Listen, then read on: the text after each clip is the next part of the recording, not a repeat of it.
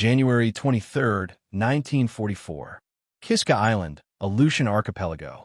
The sky above Kiska was the color of a bruised dream, heavy with clouds that loomed like a warning. Below, the water churned, bitter and cold, swirling around jagged rocks like 1,000 hands trying to pull you under. The landscape was barren, an isolated, war-torn stretch of land where the wind seemed to whisper the names of soldiers who had long forgotten how to feel. Dorothea stood on the bank, her boots sunk into the frozen mud, eyes locked on the river. The waves lashed against the rocks like angry fists, each one a reminder of the impossible task before her. Behind her, the camp was a half-constructed mess, soldiers moving with purpose but heavy hearts. It wasn't much of a base, just a collection of metal huts and tents strewn across the uneven ground, battered by the constant wind. But it was home for the moment.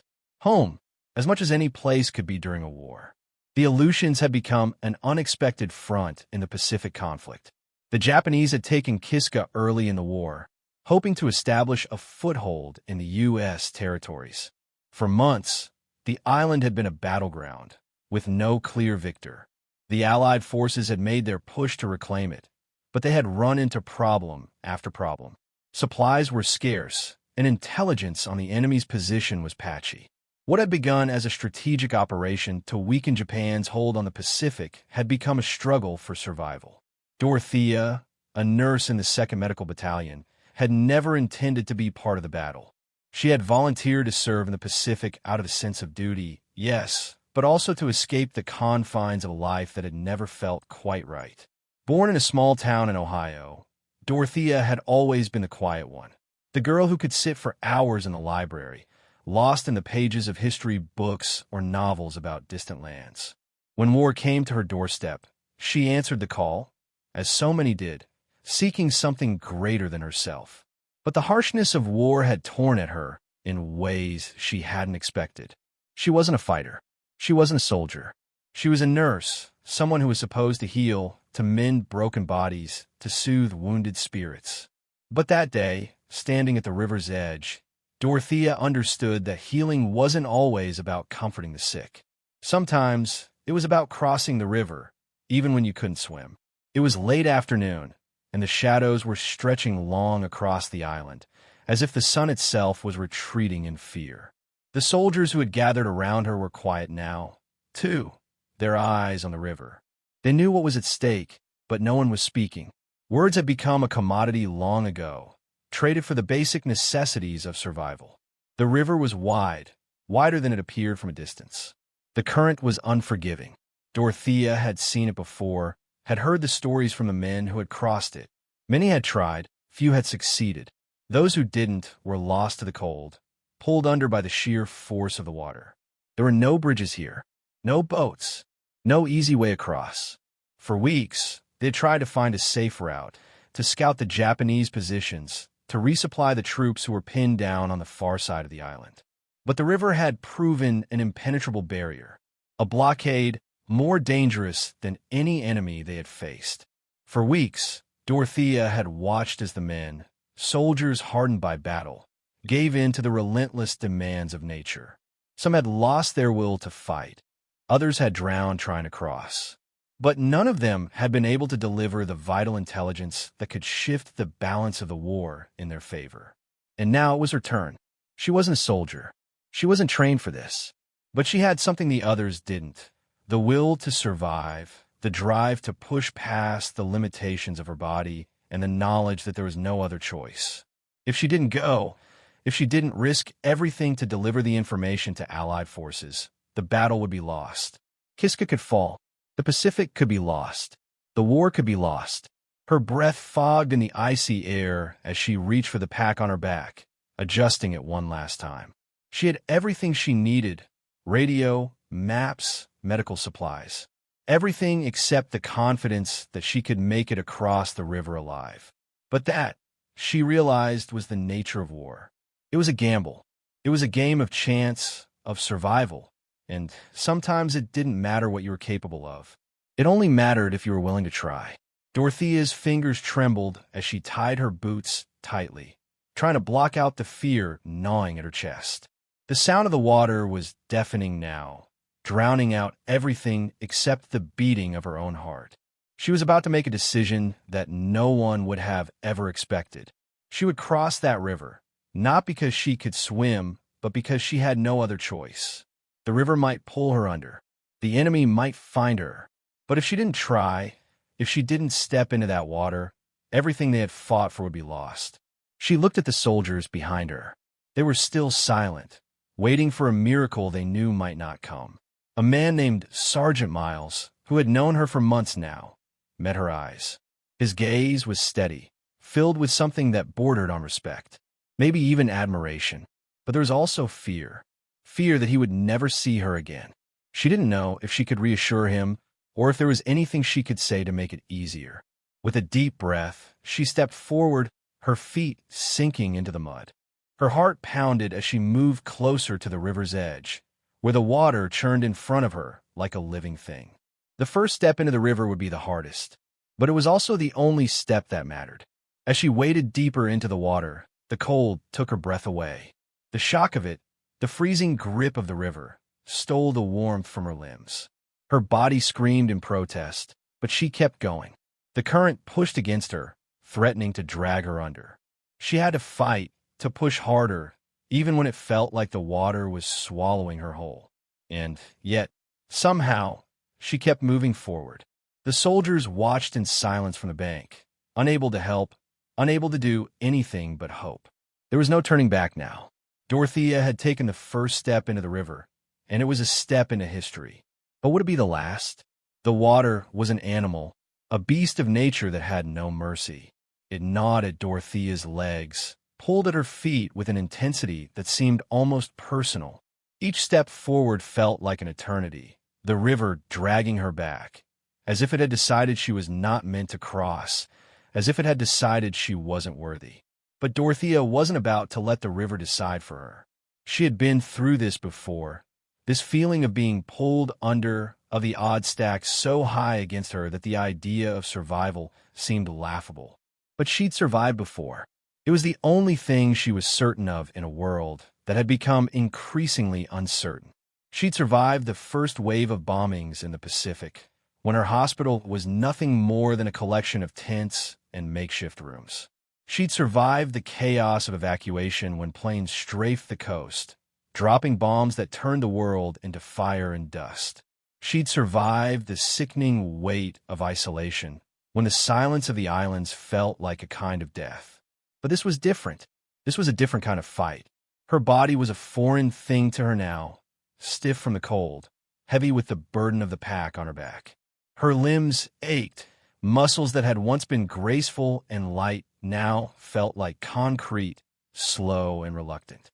The current kept pushing, relentless, unforgiving, and yet she kept moving forward, each stroke through the water a test of her resolve. At one point, the current surged and pulled her off course, sending her spiraling to the left. The river seemed to mock her, its cold fingers wrapping around her waist, trying to rip her back into its depths. Dorothea's chest tightened, her breath coming in shallow gasps as she fought to regain her footing.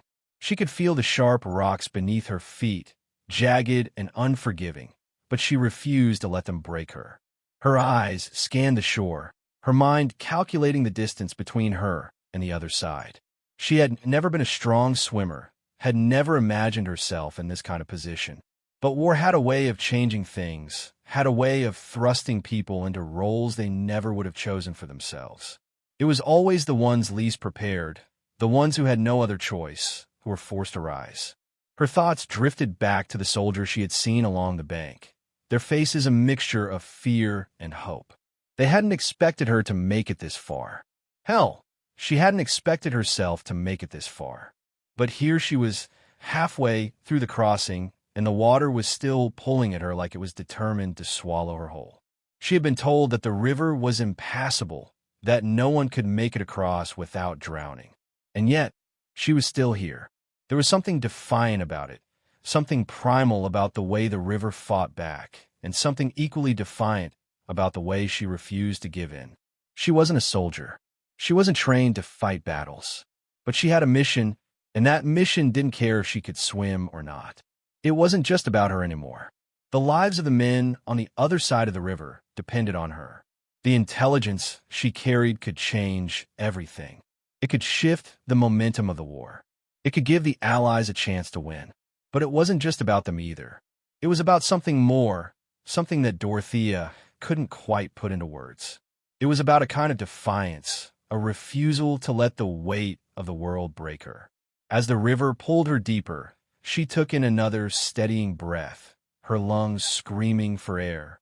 She was colder now, her body numb from the freezing water, but her focus remained unshaken. She had to make it. She had to. There was no alternative. But then came the wave.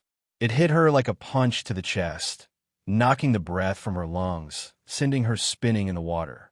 The current caught her full force, and for a moment, she didn't know which way was up. She flailed, her arms and legs kicking out instinctively, but the water was everywhere. It pressed against her, pulled her under, and she couldn't find her footing. The pack on her back weighed her down, dragging her toward the depths. Panic surged, a violent, suffocating thing that threatened to swallow her whole. She couldn't let it take her. She couldn't. Her heart was hammering in her chest, her body trembling with the shock of the cold, her vision blurred by the rushing water. But Dorothea fought. She fought with everything she had. She kicked her legs, pushing herself to the surface, gasping for air. Her fingers scraped against the rocks beneath the water, and she used that small, precious contact to steady herself. It felt like an eternity before her head broke the surface, her lungs expanding with the desperate gulp of air she'd been starving for.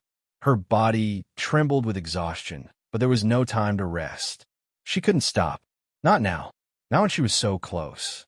Dorothea pressed on, despite the cold, despite the fear that gnawed at her insides.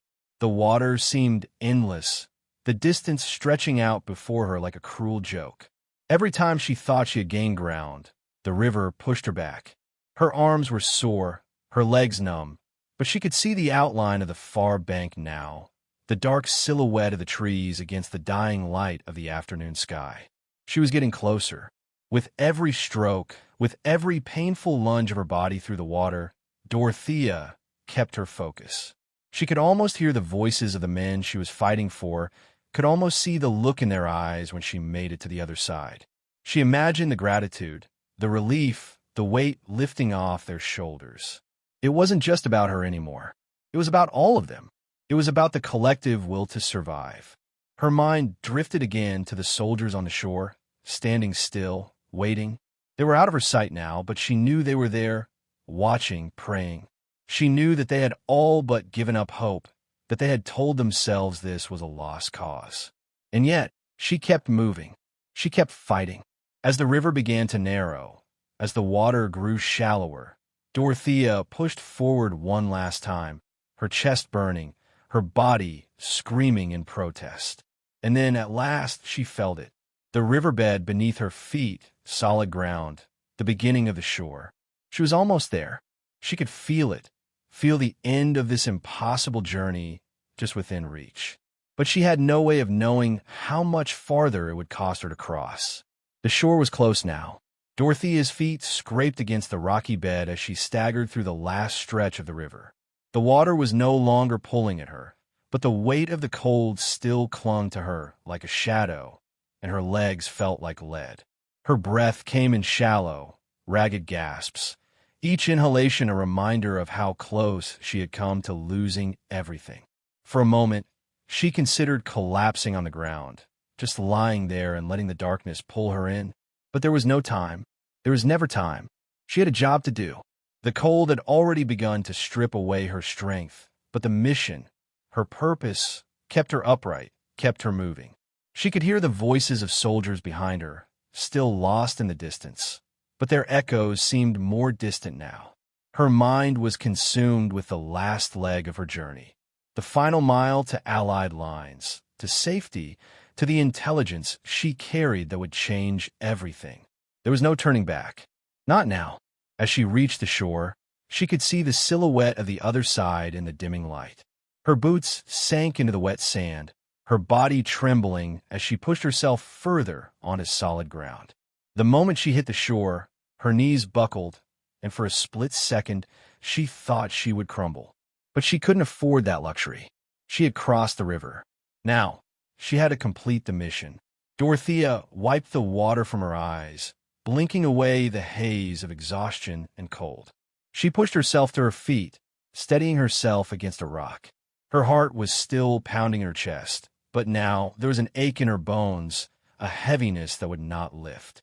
The first few steps on land were as awkward as the first in the water, but she forced herself to take them. The ground felt like it was shifting beneath her feet, the very earth unstable, as if it might crumble away from beneath her. But it didn't. She could feel the weight of the pack on her back again. No longer an anchor pulling her down, but a reminder of what she had risked. Every step forward brought her closer to the soldiers she knew were waiting. Every footfall seemed to carry with it a silent promise, a promise of hope, a promise of survival. But the landscape ahead was empty. There were no soldiers to greet her, no lines of men ready to welcome her with cheers. Only the dark expanse of the battlefield lay ahead, a cold, silent place where all victories seemed temporary, all triumphs short-lived.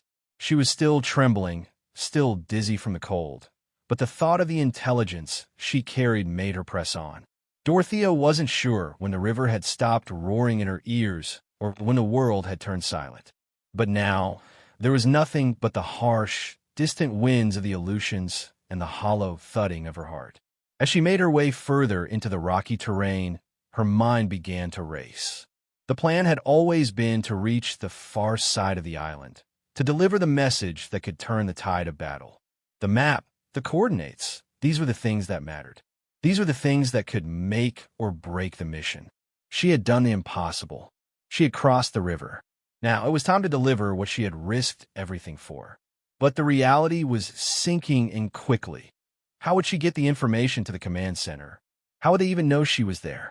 It wasn't until she reached a small ridge overlooking a valley of craggy rocks that the sheer weight of the moment truly hit her. She could see the empty terrain stretching out before her. No Allied forces in sight. No sign of anyone waiting for the vital information she carried. For a fleeting moment, panic gripped her chest. Had the Allies already pulled back? Had she been too late? The idea that she might have crossed this river only to find an empty battlefield was more than her exhausted mind could bear. But she had to keep going. She had no choice. It wasn't until she had walked what felt like miles, her legs aching and her breath shallow, that she finally encountered a small camp. Half hidden in the brush, a cluster of men gathered around a campfire. They were silent, absorbed in their own tasks, but as Dorothea approached, one of them looked up. His eyes widened with surprise, and for a moment, there was nothing but a brief, shocked recognition.